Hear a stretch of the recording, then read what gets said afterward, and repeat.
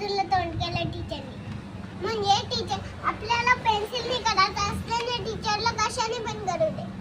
कारण की टीचर आपल्याला शिकवतात ना म्हणून.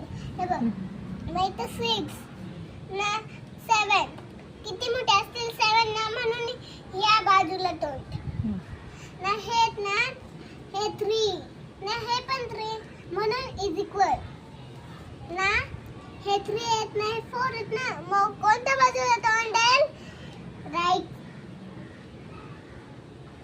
हे बघ मग हे 4 आहेत ना हे पण 4 आहेत म्हणून इज इक्वल ना हे 7 ना 8 मग कोणते मोठे असतील 8 ना म्हणून या बाजूला तोंड.